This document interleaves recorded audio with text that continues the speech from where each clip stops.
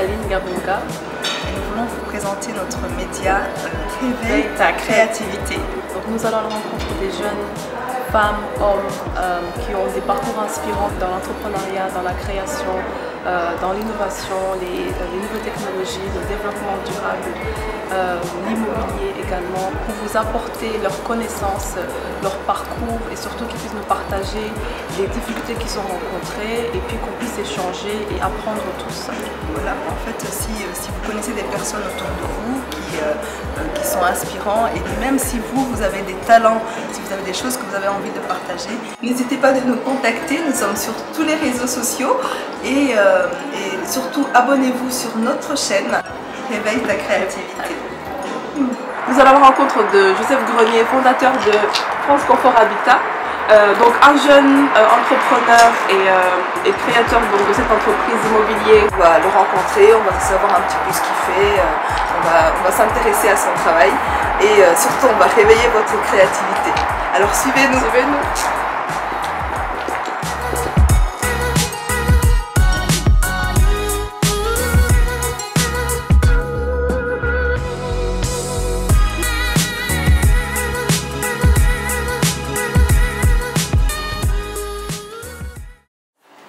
Aujourd'hui, nous sommes à France Confort Habitat. Donc on est venu rencontrer Joseph Grenier, qui est un jeune entrepreneur qui vient de se lancer, ça fait déjà 6 ans. 6 ans, c'est bien ça. Et donc qui est vraiment à l'excellence, qui s'est spécialisé dans tout ce qui est rénovation immobilier. Il va se présenter, il va nous dire un petit peu ce qu'il fait et on va s'intéresser un petit peu à son travail. Est-ce que déjà, bonjour. Bonjour. Merci beaucoup de nous recevoir. Avec grand plaisir. Oui. Alors on voulait juste, est-ce que tu peux déjà nous parler un petit peu de toi? Ouais. Donc tu es marié, tu as des enfants? Tout à fait. Donc, je suis marié, j'ai un petit garçon. Évidemment, sa structure pour un chef d'entreprise, je pense que c'est important d'avoir un cadre familial qui soit quand même stable. Donc la société, elle est ouverte depuis 6 ans. Au début, je n'avais pas la vocation d'être chef d'entreprise. Au début, voilà, j'étais salarié, un petit peu comme tout le monde. Je voulais juste gagner ma vie par rapport au travail que je fournissais. Et en fait, ce qui s'est passé, c'est que je n'étais pas toujours en accord avec la direction. En fait, dans les anciens boulots dans lesquels je travaillais, je ne voulais pas forcément me lancer, mais j'avais certaines choses que j'aurais faites différemment. D'accord ? Et donc, c'est de là qu'est venue en fait l'envie d'ouvrir. C'est de me dire, je pense que j'ai quelque chose à apporter en plus. Jamais vraiment cette ambition au départ de vouloir ouvrir une boîte, c'est vraiment, je voulais avoir une autre vision. J'avais une autre vision et à un moment donné, bon là je me suis séparé de mon ancien patron et je me suis dit c'est l'occasion de se lancer puisque si je le fais pas maintenant, je le ferai peut-être jamais. Absolument. Donc j'ai pris l'opportunité quand elle est venue et 6 ans après je ne regrette pas puisque je me suis bien développé et j'ai franchi différentes étapes qui aujourd'hui m'ont amené à avoir une société qui est pignon sur rue aujourd'hui, qui est partenaire d'un club de foot de Ligue 2. On est partenaire principal donc, du Racing Club de Lens. On collabore avec pas mal de sociétés, on a pas mal de partenaires, comme vous avez pu voir. On va en parler je pense par la suite. Mais en gros, je suis un jeune homme qui s'est lancé, qui était opportuniste au moment voulu et qui a toujours cru en ses rêves et en ses objectifs de développement, tout simplement. Voilà pourquoi j'en suis là aujourd'hui. D'accord. Voilà. Alors, c'est quoi la vision de France Confort Habitat de manière générale? Alors, la vision de France Confort Habitat, c'est d'apporter aux particuliers une facilité d'accès aux travaux. D'accord. Donc, on est plus qu'une boîte de travaux classique, puisqu'on apporte en fait une dimension de conseil, une dimension d'aide aussi financière. Et d'accompagnement pour tout ce qui est aide que met en place l'État. C'est-à-dire que l'État met en place beaucoup d'aides pour les particuliers pour réaliser des travaux, mais les gens ne le savent pas forcément. Donc nous, on va t'indiquer tout ça. Donc au-delà de la dimension de travaux, il y a aussi une dimension de conseil pour rendre cet accès aux travaux plus facile. D'accord, super. En faisant un petit peu des recherches, j'ai vu que vous avez déjà le label RGE, reconnu Grenelle de l'environnement, tout à fait. Ça, c'est vraiment... C'est un label très très important. Il n'y a pas beaucoup de sociétés en France qui l'ont. Dans le bâtiment, je dirais qu'il y a environ 30% des sociétés qui l'ont. C'est un label qui est très très difficile à obtenir. Il y a à peu près, nous on a mis à peu près 6 mois avant de l'avoir. Donc tout est épluché, c'est-à-dire vos ouvriers, il y a des audits de chantier, les devis, il faut qu'ils soient au même prix à tous les clients. Ils analysent aussi les structures bancaires, est-ce que tout est aux normes, est-ce que vous n'avez pas d'impayés au niveau des fournisseurs. Enfin, c'est vraiment hyper important et votre société elle est passée au crible. Et si vous répondez à tous les critères, vous avez la chance d'avoir le label. Et si vous avez le label, vous êtes mis en ligne en fait par les professionnels et on est référencé par le gouvernement. Et avec ce label, justement, les particuliers ont 30% d'économie sur leurs travaux. Quelqu'un qui fait des travaux à hauteur de 10 000 € avec nous, l'État leur en rembourse 3 000. Mais si la société a le label RGE, si vous faites ça avec un artisan ou un entrepreneur du coin, malheureusement vous n'aurez pas ces 30%. Voilà, donc ça nous donne une force énorme. Parce que quand vous allez voir un client, vous dites que 30% de son devis lui sera remboursé, ça a un poids dans la décision, évidemment. Donc du coup, si pour des gens qui voudraient faire des travaux, que ce soit des petits ou des gros travaux, tout à fait. Quels sont les conseils pour trouver un bon artisan Un bon artisan il y a plein de conseils, il y a plein de choses à regarder. Alors voir s'il a le label RGE déjà, c'est super important. Déjà, premièrement, ça veut dire que c'est une boîte qui tient à peu près la route puisqu'elle a été suivie. Deuxièmement, je dirais qu'il faut qu'elle ait une garantie décennale. Donc, ça peut paraître bête, mais tu as beaucoup de sociétés encore de bâtiments qui ne l'ont pas. Donc aujourd'hui, ça va garantir votre ouvrage pendant 10 ans. Après, on peut regarder, c'est super important. Si vous travaillez au black, il y a beaucoup de gens qui vont dire tiens, on va faire une économie, je connais mon voisin, il sait faire l'électricité, ça va coûter moins cher. Ouais, effectivement, ça va te coûter moins cher, mais peut-être dans 2 ans, tu auras un problème. Le mec, il va se désolidariser, il va se dire moi, j'ai plus rien à voir, tu m'as payé à l'époque, je reviens pas. Quoi. Alors que nous, on va pouvoir revenir pendant 10 ans. Donc 10 ans, c'est super important. Tout ce qui est surtout toiture, électricité, plomberie. C'est des points sensibles dans une maison. Encore que de la peinture, voilà, ça peut arriver moins de choses. Aussi. Surtout les corps d'État, on est labellisé, on a une garantie décennale. Garantie décennale, après il faut regarder les avis, je pense, les avis sur internet. Parce que la société est intéressante. Est-ce qu'elle communique beaucoup sur ses réseaux? Si ça permet de voir aussi quels chantiers ont déjà été réalisés. Voilà, après on peut regarder sur société.com si on est vraiment pointilleux. Par société pour un dépôt de bilan. Il y a beaucoup d'informations sur société.com sur la viabilité d'une société. Après c'est les avis aussi, le bouche-oreille. Est-ce que cette entreprise elle tourne bien?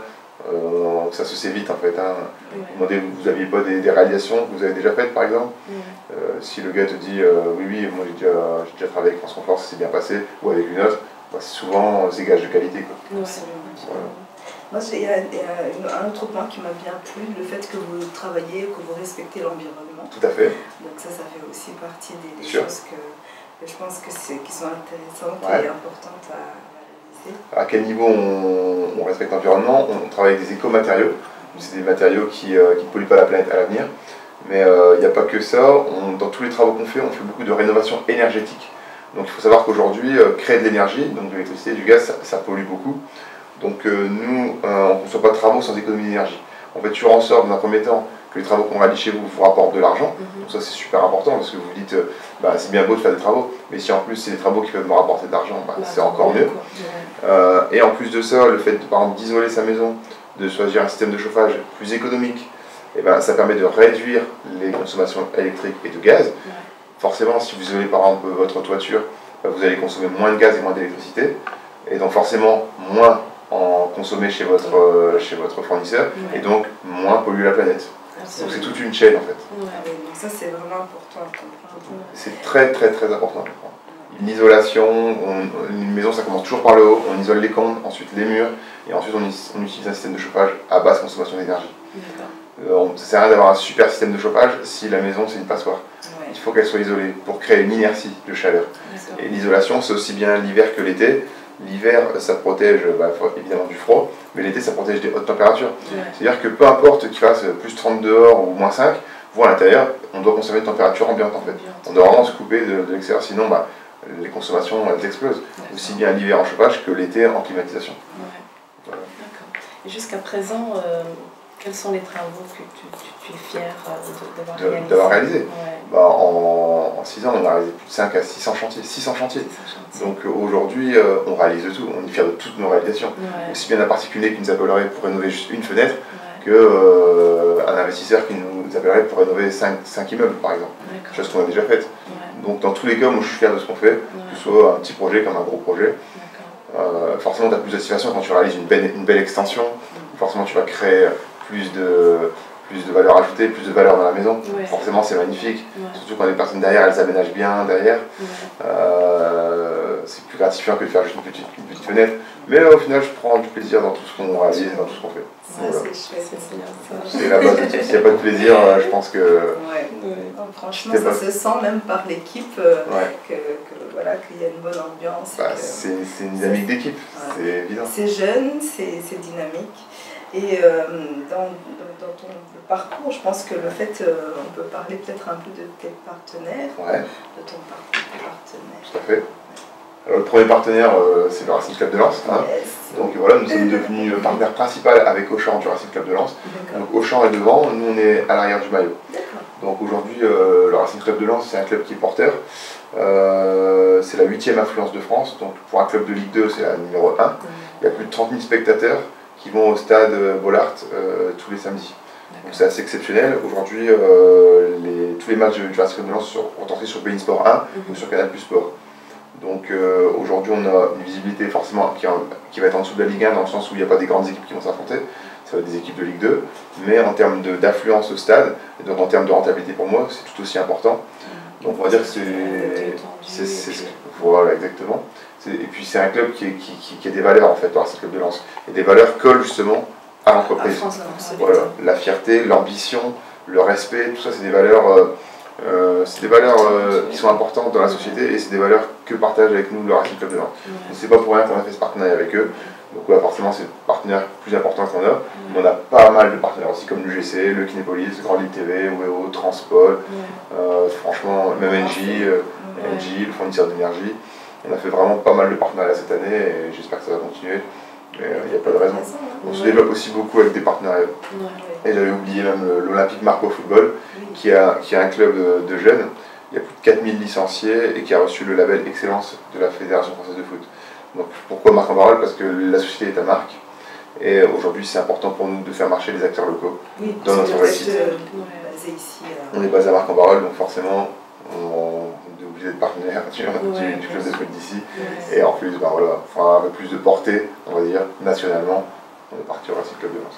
Et justement, en parlant de ça, vous êtes là, les travaux, vous travaillez dans tous les Hauts-de-France. Dans le Hauts-de-France. On travaille dans tous les Hauts-de-France, donc si par exemple vous avez besoin d'un devis, si vous voulez réclamer une offre ou quoi que ce soit, ou une étude personnalisée gratuite, parce que toutes nos études sont gratuites ainsi que nos devis, nous intervenons dans tous les Hauts-de-France. D'accord ?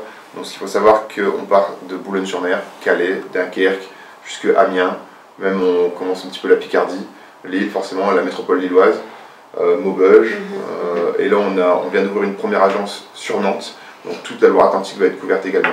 Donc courant d'année 2019, on va ouvrir des franchises à travers la France, donc j'espère qu'en 2020, France Confort Habitat sera accessible dans la France entière. Ah, c'est génial. Voilà. Justement, c'est une belle transition. Justement, on voulait savoir un petit peu donc, comment les est-ce qu'on perspectives peut, d'évolution. voilà, les perspectives d'évolution, mais aussi comment est-ce qu'on peut devenir une franchise de France Confort Habitat, exactement. Alors aujourd'hui, on a ouvert nos franchises. Ça veut dire que vous pouvez rejoindre ce réseau puissant qui est France Confort Habitat dans votre développement personnel. Aujourd'hui, on vous propose de rejoindre une équipe dynamique, une équipe qui a envie de se développer au travers de la France. Et pour cela, vous avez plusieurs façons de nous rejoindre. Donc, via la création de franchise, donc nous allons vous apporter toutes les armes pour vous développer et devenir de vrais chefs d'entreprise. Toutes les formations dont vous aurez besoin également pour être à l'aise auprès de vos clients. Et si vous sentez que vous avez un bon rapport commercial, vous avez une force commerciale, on va vous aider à l'aiguiser et qu'elle soit récompensée à sa juste valeur. Parce qu'il y a beaucoup de gens qui travaillent dans des sociétés qui sont excellents commercialement parlant, mais qui n'ont pas forcément un bon rapport avec, comme un commerce équitable. C'est-à-dire qu'aujourd'hui, il y a certaines grosses sociétés qui malheureusement sous-payent en fait leurs commerciaux. Nous aujourd'hui, pour une affaire rapportée, vous avez un pourcentage qui est vraiment équitable et rentable, je dirais, qui peut osciller entre 8 et 15% du marché vendu. Il y a plusieurs façons de nous rejoindre, soit via la franchise, soit via l'antenne. D'accord ? Donc on peut soit ouvrir une franchise. Donc qui dit franchise dit forcément un droit d'entrée. Donc les personnes qui ont les moyens de payer ce droit d'entrée, qui est de 50 000 €, peuvent nous rejoindre et ils seront formés. on va leur ouvrir leur local, on va aménager le local et ils n'auront plus qu'à se lancer. Mais après, il y a des personnes qui n'ont pas forcément les moyens. Donc, dans ce cas-là, on va ouvrir en antenne. Vous restez salarié de la maison mère, du siège social qui est ici dans le Nord, et on vous apprend également à vous développer et à vous former. Mais vous restez dépendant de l'agence centrale qui est le siège, qui est ici à Marc-en-Barœul. Voici les deux possibilités de développement qui s'offrent à vous. Mais dans les deux cas, le but est de rejoindre un réseau national et voilà, d'essayer de se développer et d'entreprendre. Et peut-être plus tard, vous pensez même à l'international? Ah, évidemment, je pense que l'appétit vient en mangeant. Oui. Au départ, je voulais simplement... Après, c'est tout ce qu'on vous souhaite. Voilà. Au départ, je voulais juste créer une société pour pouvoir en vivre, tout simplement. Après, je vois que ça s'est bien développé. Maintenant, on crée des franchises, on est en train de se développer, d'envahir la France. Bah voilà, après, tout est possible. Hein. Voilà. À l'avenir, pourquoi pas l'Europe et voir le monde. Le fait d'avoir entrepris et puis d'en arriver là où tu es aujourd'hui, c'est beaucoup d'efforts, c'est beaucoup de travail, c'est beaucoup d'efforts, de sacrifices. Exactement. Est-ce que on voudrait être réel aussi, de partager aussi les difficultés qu'on peut avoir dans tout ça? Est-ce que tu voudrais nous partager quelques-unes que tu as rencontrées? Bien sûr, bien sûr. Alors, la vie d'un chef d'entreprise, elle est faite de peine et de joie au quotidien. Ça veut dire qu'on passe d'un état de joie, par exemple, à un contrat qui va être signé ou un développement qui va être acté, à une mauvaise nouvelle qui va arriver, un problème sur un chantier ou n'importe quoi en fait. Il peut arriver plein de choses en fait. Donc, souvent les gens, ils vont suivre l'entreprise, par exemple, sur les réseaux ou suivre le développement via les partenaires. Ils vont se dire, ouais, forcément, on voit ce que l'entreprise fait, mais pas forcément tout ce qu'elle a vécu. Ça veut dire que, effectivement, pour un chef d'entreprise et pour toute une équipe, c'est beaucoup de sacrifices, c'est beaucoup de travail. Et aujourd'hui, oui, effectivement, les difficultés que j'en ai traversées, tous les jours, j'en traverserai encore. C'est juste se dire que il faut avoir une mentalité, une motivation à toute épreuve, toujours tout prendre avec le sourire et essayer de se sortir de toutes les situations par lesquelles on sera confronté. Essayer d'être optimiste en tout ce qui arrive et motivé. Et je pense qu'après les problèmes, tu les vois plus en fait. Tu vois que le positif. Toujours voir le verre à moitié plein. Toujours voir, voilà, c'est ça. Je pense qu'avec cette phrase, vous avez bien résumé. Toujours voir le verre à moitié plein. Et effectivement, il y aura des difficultés. Ce serait trop facile de dire oui, vous allez voir votre société, tout va bien se passer. Mais il y en a tellement qu'en fait, si je commence à tout émigrer, il n'y a plus personne qui va se lancer en fait. Il ne faut pas y penser en fait. Il faut voir que le point positif, l'arrivée, le résultat. Si je commence à dire tous les points négatifs, il y a plein de gens qui vont se dire je ne serais jamais me lancer, c'est trop. Tout ce que moi j'ai traversé, franchement, tout ce que j'ai traversé, vous allez dire mais on va jamais se lancer, c'est pas possible. Franchement, c'est trop. C'est pas possible en fait. En tout cas, c'est bien. Je pense que c'est vraiment bien résumé parce que c'est le plus important. C'est pas facile, faut pas croire que c'est facile, évidemment. Faut pas penser que c'est facile. En tout cas, sinon tout le monde le ferait. Sinon tout le monde le ferait. C'est ça. Et souvent, on se lance, on a une vision, on a une idée, et puis, mais on voit la fin, et en fait, il y a tout un cheminement comme tout est toujours plus long qu'on pense. Voilà. Tu te dis, tiens, je vais le faire en 6 mois, finalement, tu vas le faire en 1 an, parfois 2 ans. Mais le tout, c'est toujours avancer, mettre un pied devant l'autre, se développer, et toujours avancer dans la même direction. Et l'intégrité aussi. Être respectueux par rapport à tes salariés. Je pense que c'est la base du travail aussi. Avoir une équipe qui leur donne du respect, leur donne de la valeur, et ils vont te rendre ce respect, cette valeur, en travaillant de plus en plus dur également. Il faut savoir fédérer une équipe. En fait, il y a tellement de choses qui rentrent en jeu. Il y a de la fédération d'équipe, il y a du management, il y a de la gestion, il y a une bonne collaboration avec les partenaires. C'est tout un ensemble de choses, une réussite en fait. C'est pas seulement juste faire du chiffre, non. C'est faire du chiffre, aussi en bonne intelligence, une bonne équipe. Rester intègre. Est-ce que tu peux aussi un petit peu nous parler de tout ce qui t'inspire, des livres que tu lis, des personnes qui sont tes mentors, qui pourraient peut-être servir à tous ceux qui nous regardent? Alors, il y a forcément beaucoup de livres de développement personnel que j'ai lus, qui sont très connus. Après, je ne pense pas avoir un mentor en particulier. Moi, j'aime bien m'intéresser un petit peu à toutes les personnes qui ont fait des livres intéressants et de prendre un petit peu les idées à droite à gauche. Et aussi les personnalités importantes comme Mohamed Ali, par exemple. C'est con, mais je regarde un petit peu Jean-Claude Van Damme de temps en temps. Il y a certaines idées qui peuvent être intéressantes. Qu'est-ce que je vais regarder aussi? Je m'inspire aussi beaucoup de films, comme Gladiator, 300. C'est des films avec lesquels tu peux te motiver. Le Loup de Wall Street également. Après sur les livres, moi il y a un livre que j'aime bien, c'est Le Secret. C'est sur la loi de l'attraction. Oui. C'est un des premiers livres que j'ai lu dans le développement personnel. Oui. Et avant d'être dans toute cette démarche, je n'avais même pas encore créé ma société, que je le lisais déjà et je le trouvais très intéressant. Je pense que c'est la base de tout en fait. Absolument. Après, pour rentrer un peu plus dans le concret, j'ai bien aimé Fastlane, Millionnaire Fastlane, l'autoroute de la richesse. Parce qu'en fait, on se rend compte que on a beaucoup d'idées, on veut avancer, on se donne à fond. Sauf qu'en fait, il ne faut pas confondre mouvement et progrès. C'est-à-dire qu'il y en a qui travaillent du matin au soir, mais en fait, tu roules sur des pistes nationales en fait. Ça veut dire que tu n'avances pas du tout, que tu n'es pas sur une autoroute. Tu penses te développer, mais tu ne te développes pas en fait. Parce que tu penses travailler dur, mais en fait, il ne suffit pas de travailler dur, il faut travailler intelligemment. Donc c'est un livre qui permet de recentrer tes idées et de te concentrer parfois sur l'essentiel et de parfois prendre des raccourcis. Qui permet de gagner du temps, de développer ton chiffre d'affaires, etc. Et puis voilà, franchement, je suis pas fan d'une personne en particulier, c'est plus un ensemble de personnes. C'est une ouverture d'esprit, c'est justement, il y a des bonnes idées à prendre dans tout le monde en fait. Franchement, il y a des idées à prendre. Et pas tricher, enfin faut pas copier l'idée, il faut s'inspirer d'une idée et essayer de la personnaliser et de faire mieux en fait.